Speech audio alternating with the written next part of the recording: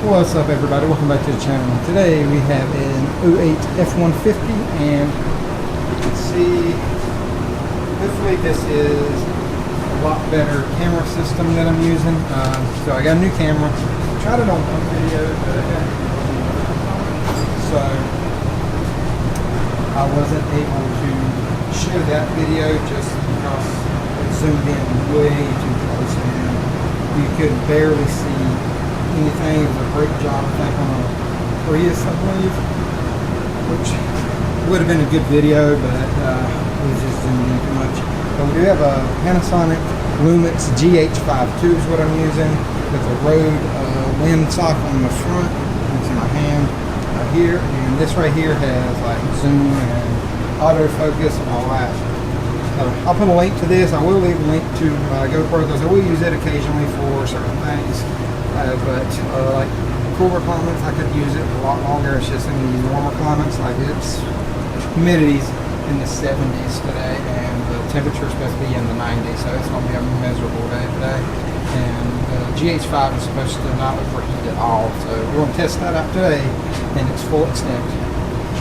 But back to the vehicle. So we're going to be doing a laundry list of things to this. We have valve cover gaskets. I will show that video. We have brakes front and rear. I've already done brakes on one of these. I'm not going to show that. And then we're going to be doing an ABS control module, which is right here. So here's your air cleaner, and it's the whole assembly. Luckily, we had one out in the junkyard, and I've already moved it. Here it is. I'm going to clean it up, so I wanted to throw that in. I think we have to program it. I think we have to do an ABS bleed and a regular bleed on this. But we're going to wait until after we do the brakes to bleed the system.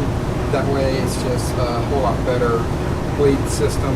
And I'm going to try to flush out the brake system too. Here's your reservoir right there.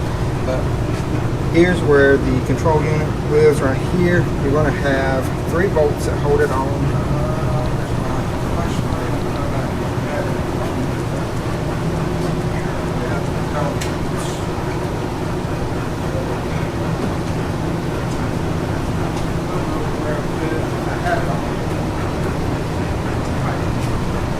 I did a tune-up this morning already, but here it is. You're going to have 1, 2, 3, 4, 5 lines. These are 13 millimeters. You got a connector right there, and then you're going to have 2 bolts. I'll show y'all if I can. Still getting used to this camera.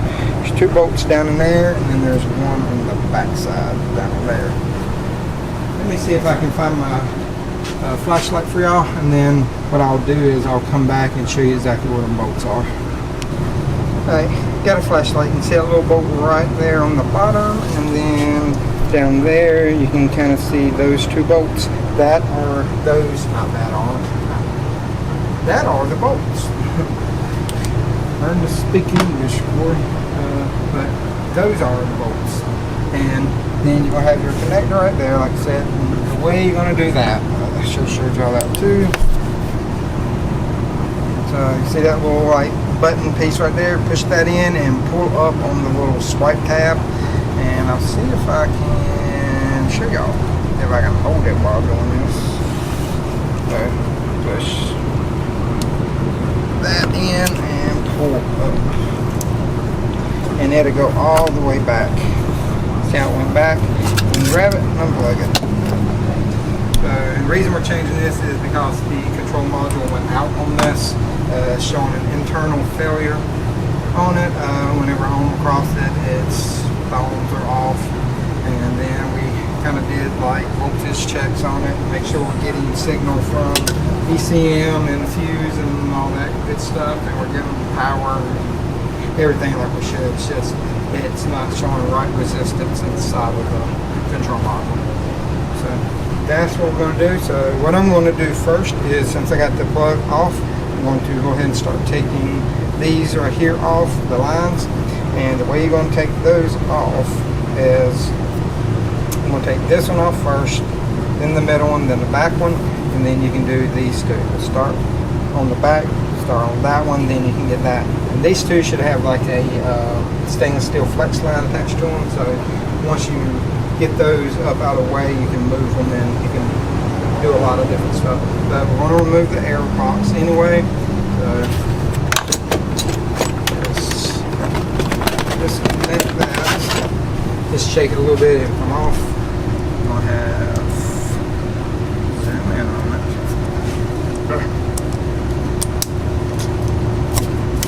That. Sorry, thought I showed y'all that. Just lift up on that tab and pull off. Still getting used to camera, people. Sorry about that. And then you have a hose clamp here, and this will come back, but you do have a sensor wire right on the bottom.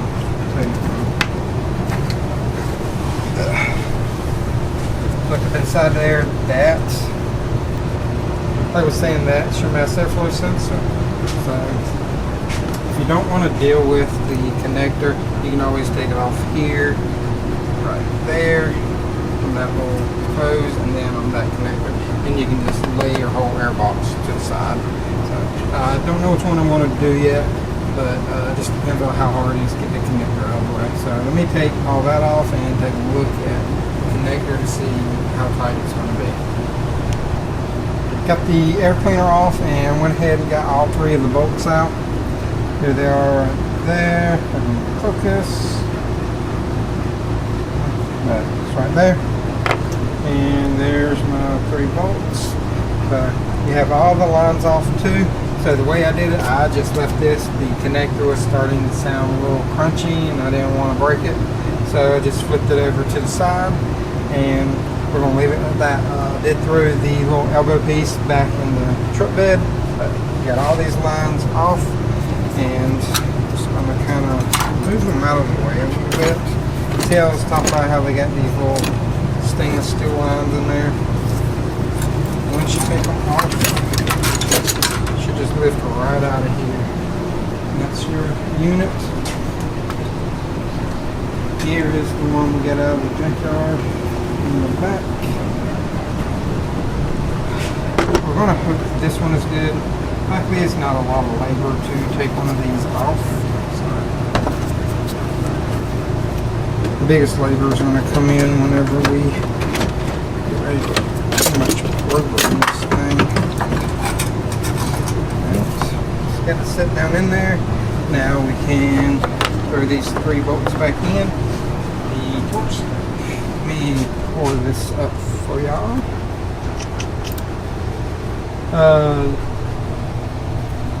27 foot-pounds, or 27 inch-pounds is the tightening thing. That's for, oh, that ain't that one.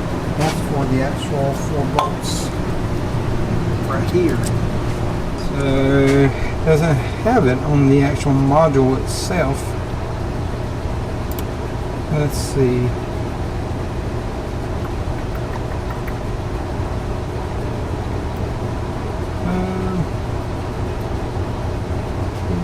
The brake line's torqued to 16 foot-pounds, and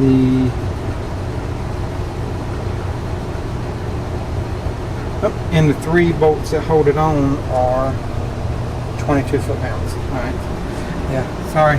I was looking at the wrong thing just to take the module, because you can buy just the module, not the entire unit, if you want to go aftermarket. But we had one in the junkyard behind the shop, so go this route. But remember, 16 foot-pounds. If you want to put a crow's foot on there and do it, you can. Pretty sure y'all know not to over tighten a flare nut on those, but just be careful when you are tightening them. And then those 3 bolts right there, those to the 22. So we're going to stick that on, and then I'm kind of go over the, I guess, the relearn procedure, or the reflash as they call it on here, and we'll see what we can do about doing it. I've never reflashed one of these, so it's going to be a learning curve for both of us. But I got all the lines on, got it bolted in, got it torqued down, put a little bit of dielectric grease inside of here, and I'm going to stick it back in. Get it in there. push it, it should unlock it automatically, and you just push it all the way down. So we got the tab in there, and now all we got to do is just put the elbow back on and hook all this stuff back up. I'm going to leave mine disconnected because I still have to do valve cover gaskets on this. So I'm going to leave mine off, and then I'll just fold this back down out of the way and all that good stuff. But I do have to get inside and like do all my like program flashing and all that. So we'll get y'all in there in just a second, and we'll kind of go through this together. There is stuff right here.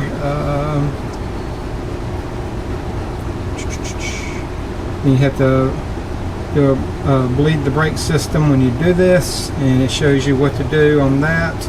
And then if you go to the section where it tells you to remove just the control module, it says you have to do the connector, remove just the module, then it's got module configuration, and it tells you everything right here, if you get certain codes, what it means, and all that good stuff. But we're going to get in there, probably just turn it on, maybe even crank it up. I may just throw the elbow back on there real quick to crank it up just to see what happens without me doing anything. But I will go through like the bleed procedure. You're going to have to use a scanner to do your ABS bleed. But let me get all this stuff ready, and then whenever I get ready to test it all out, I'll bring y'all back. As you can see, it did not take, and I've tried it about 5 times and it would not go through, so that's the reason I want to try it before I filmed it. So what we're going to do, we're going to get a new module coming, and then I will finish the job up after I replace the module on there. So we'll take the module off and we'll get a new one coming, and then I'll program the new one the way I did this. But the way you're going to do it, I will kind of go back. So escape. So if you look right here, we have programming. Then you can go in and program a module installation. You can get ABS, and it'll tell you to switch ignition off. It tells you all the stuff. It goes through a VIN verification process. It lets you know, it says, is this the VIN? Yes. Install new module, hit OK. It goes through the whole system check, and then it'd be like configurations. See, this one failed because we didn't have it. So, but I know. I can't go back right now, but that's just how you do it. Once you do that, it'll say complete, then you turn it back off. But we'll go through it whenever we put the new module in. I have the ABS module in, and we got another used unit, another little house. So we got the Raymond right number 8L349734. I did look it up, it did say they were compatible, but apparently not. So I went through the whole program procedure again. We'll go down to programming, hit selected modules, hit ABS, then you'll go through the whole system, and more likely it's going to take you to a configuration like screen where you're going to have to type in all your configuration stuff. And where you're going to have to go to get this information is right there. I'll put it up in the description below, but you put in your VIN number, and then so you put in your VIN number, and then it shows you all your modules, your PCM, your BC, ICM, and then your ABS. So you'll have to, you see all these numbers, you'll have to input those. It's going to ask you one at a time, 1, 2, 3, 4, 5, and 6, and you'll have to put in these 12-digit codes every time to do that. And whenever you do that, what it's doing is it's configuring it to your VIN number, so it has the correct pressures and all that good stuff on there. But after you do all this and it goes through the cycle and you do all your programming stuff, you should be good to go. I got it running now. Last I checked, the ABS light was off, and yes, it's still off, so we are good to go on that. The only thing we have left to do is a ABS bleed. I'll do that whenever I do the brake video. Just I'll do that after I do the brakes. Alright, so we're doing the ABS bleed. I've already done the first 3. I'm on the last one, and it's going to start with the driver's side front, then passenger side front, then passenger side rear, then it's going to go to driver's side rear. It'll tell you all this whenever you do the ABS bleed on your scanner, and that's the way you're going to have to do it. You have to do it on a scanner. So we got it, and we're on the last one. It says open left rear bleeder screw, attach a fluid container. You hit OK, then you're going to pump it at 2-second intervals. Hit OK, and then start pumping it. And it's going to take about 80 seconds. You're just going to pump it every 2 seconds. And what it's doing is it's bleeding out that valve in the ABS. You can hear it vibrating every time I hit the pedal. So you're just going to continue to do that until it stops. Alright, I'm going to hit OK. And it says function complete. Turn the ignition switch off. Alright, and there we go. That is your ABS bleed. You'll do that same thing to every wheel, but after each wheel, check your brake fluid and make sure you fill it back up, because it does go down a good bit. Like I have this one, the full mark. That's where I got in here, which this one didn't take as much, but it did get down to the pretty much the minimum mark. But it's pretty much doing ABS unit and brake bleed on the ABS unit. If there are any questions, comments, concerns, let me know in the comment section. I'll get to them as soon as possible. Got any questions about anything else, not just this video, this vehicle, but let me know as well, because I will answer anything y'all have. And hit me up on Instagram, because I do answer that a little bit quicker. But as always, thank y'all for all your support on all my platforms and everything. And y'all remember, I'm at my 5,000 mark. Should be a video up already of the giveaway stuff. But like I said, thank y'all for everything. And y'all remember, torque is tight, and y'all have a great day.